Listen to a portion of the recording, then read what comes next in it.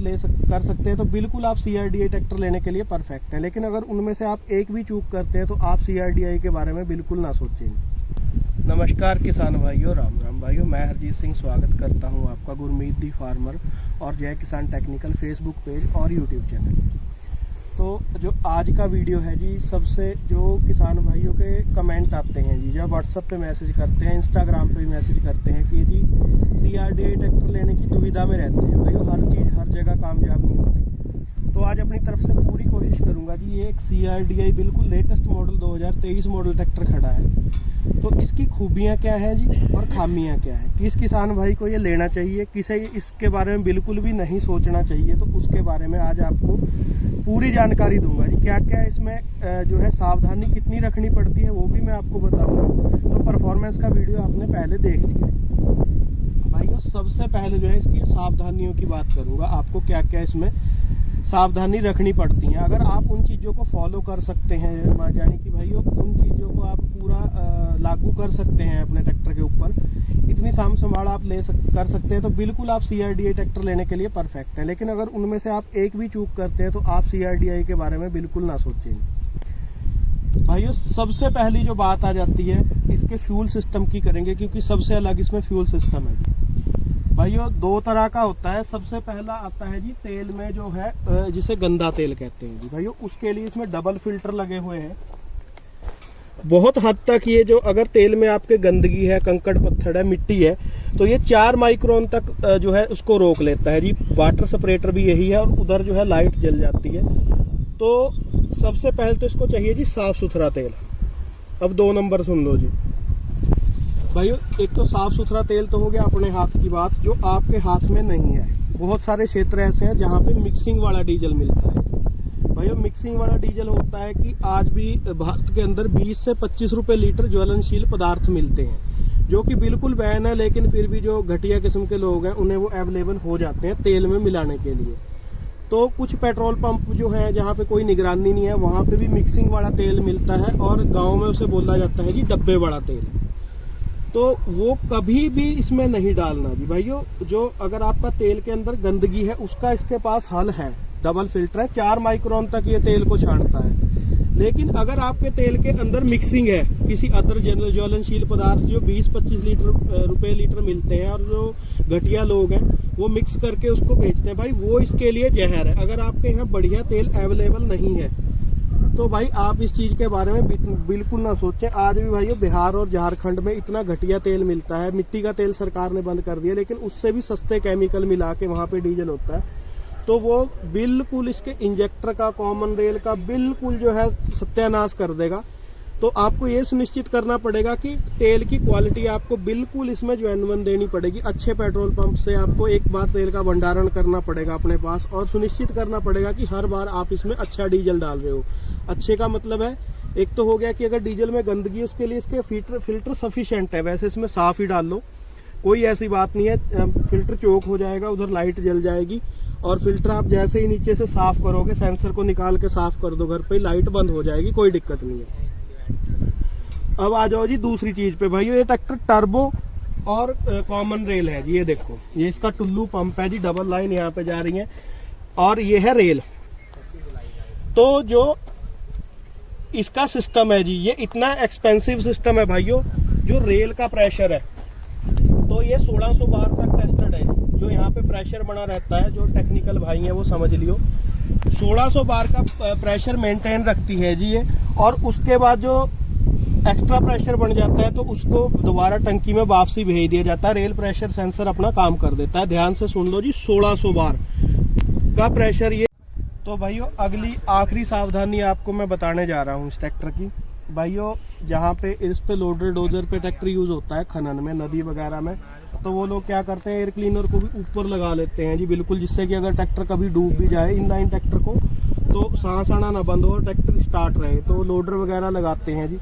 लेकिन इस ट्रैक्टर को आप धो सकते हैं, धोने में कोई भी समस्या नहीं है। लेकिन क्या होता है कि यहाँ तक आपने देखा होगा कि नदियों में ट्रैक्टरों में पानी चला जाता है, लेकिन इसको बिल्कुल भी नहीं डुबा सकते जी भाइयों। होने को खराब ना हो, लेकिन कंपनी ये कहती है कि इसको डुबाना नहीं, क्योंकि जो इधर दिखाओ जी, नीचे से ही सेंसर स्टार्ट हो जाते हैं इसमें।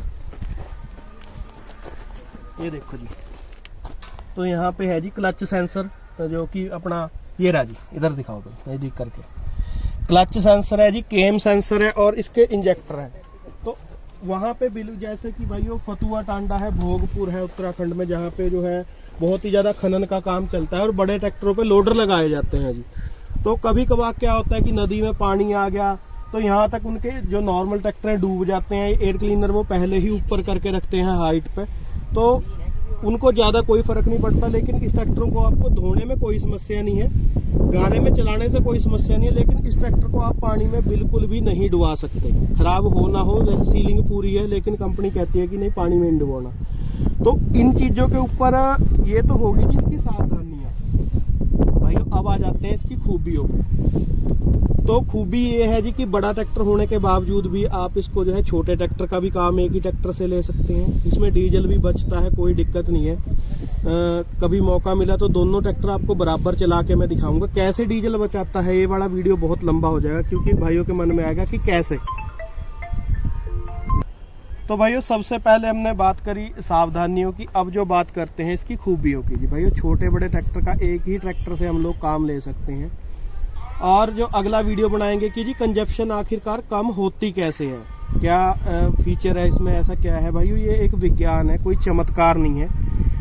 तो कंपनियां बड़ा सोच समझ के दिमाग लगा के बनाती हैं जी। तो खूबी ये है जी कि परफॉर्मेंस वाइज बहुत बढ़िया है। अपने हिसाब से हम इसकी परफॉर्मेंस को 3 बार सेट कर सकते हैं। कोई भी CRDI ट्रैक्टर हो जी, किसी में डबल मोड है, किसी में 3 मोड है। जितने भी CRDI ट्रैक्टर मिलेंगे आपको मोड्स के साथ मिलेंगे। तो जो मेरा भाई इन नियमों को पूरा कर सकता है, भाई वो ड्राइवर भाई भी बुरा मत मानना, जहाँ ड्राइवर भाई चलाते हैं तो जिनके यहाँ, वो भी इस चीज को बिल्कुल जो है इग्नोर करेंगी। क्योंकि भाई वो थोड़ा ड्राइवर भाई इतना ध्यान नहीं रख पाते, बहुत सारे भाई मालिक से भी ज्यादा ध्यान रखते हैं। ऐसी बात नहीं, कोई भाई बुरा भी ना मान जाइए। लेकिन इसमें ये नियम एवं शर्तें अगर आप पूरी कर सकते हैं तो आपके लिए ये इनलाइन पंप से बेस्ट है, कहीं भी कोई दिक्कत नहीं है। लेकिन अगर आप इन चीजों को एक भी मानक पूरा इसका नहीं करते हो, फिर इसमें जो है बड़ी छोटी सी भूल से बड़ी खराबी आने की चिंता रहती है। तो भाइयों अगर तो आप इतना सेंसिटिव सिस्टम को चला सकते हैं फिर तो आप CRDI लो, कोई दिक्कत नहीं, जो मेरे भाई इन चीज़ों को समझते हैं। और नहीं तो भाई जिसे दूर दराज के इलाके हैं जहाँ पे डीजल नहीं सही है, सारी चीज़ें मैंने आपको बता दी, वहाँ भाई इनलाइन पंप या रोटरी पंप ही ट्रैक्टर सही है। वो भाई इसके चक्कर में ना पड़े। धन्यवाद।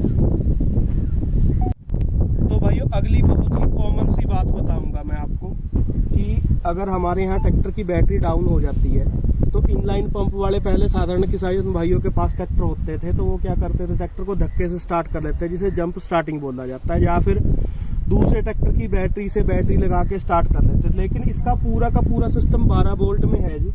तो कोई अगर ट्रैक्टर किसी कंडीशन में आपकी बैटरी डाउन होगी है तो अलग से बैटरी रख लेनी है, कोई जंप स्टार्टिंग वगैरह नहीं करनी, कोई सीरीज नहीं करना इसके साथ, यानी कि इसमें 12 वोल्ट से ज्यादा करंट बिल्कुल ना जाएगी। जी हमारे यहाँ ट्रैक्टर को वेल्डिंग कराते हैं किसान भाई, लेके कुछ ना कुछ मॉडिफिकेशन कराते हैं, कोई म्यूजिक सिस्टम लगवाता है, तो उसमें किस चीज की जरूरत पड़ती है जी, वेल्डिंग। इधर आ जाओ। तो भाई इसको आप ऐसे ही स्विच काट के वेल्डिंग नहीं कर सकते। CRDI ट्रैक्टर को बिल्कुल भी, इसको एक टांका भी नहीं लगा सकते। उसमें कंपनी ने साफ साफ बोल रखा है कि अगर इसके ECM को कोई नुकसान हो गया तो आप लोग खुद उसके जिम्मेवार होंगे। तो भाई वेल्डिंग की जरूरत पड़ती है, किसी को बम्पर लगवाना है तो करें कैसे। तो उसका तरीका मैं आपको बताता हूँ जी। आपको बैटरी बॉक्स खोलना है, बैटरी बॉक्स खोलना है जी। वेल्डिंग करने से पहले दोनों टर्मिनल अच्छे तरीके से हटा लेने हैं, बिल्कुल हटा के इनके ऊपर टेप कर देनी है जी। टेपिंग बढ़िया तरीके है जिससे कि ये पूरी बॉडी में कहीं भी शॉर्ट ना हो। उसके बाद एक बार स्विच लगाना है, इधर दिखाओ जी। इस प्रकार से स्विच लगाना है जी, दोनों टर्मिनल हटा के, जो कि इसके ECM में थोड़ा बहुत भी करंट है वो सारा खत्म हो जाए। उसके बाद भाइयों आप जो है इसको कहीं पे भी वेल्डिंग करा सकते हैं, कोई दिक्कत नहीं है। और इम्प्लीमेंट हमेशा कोशिश करो जी। बहुत सारी बार ऐसा होता है मेरे किसान भाई, कोई ट्रॉली, कोई कल्टीवेटर, वेल्डिंग की जरूरत पड़ती रहती है कि भाई वेल्डिंग कराया और जो है ट्रैक्टर में जुड़ा है, तो इम्प्लीमेंट भी कोई जुड़े हुए, कोशिश करें भाइयों वेल्डिंग से बचें। अगर फिर भी कोई मजबूरी है तो जो है ये तरीका है कि दोनों सॉकेट हटा के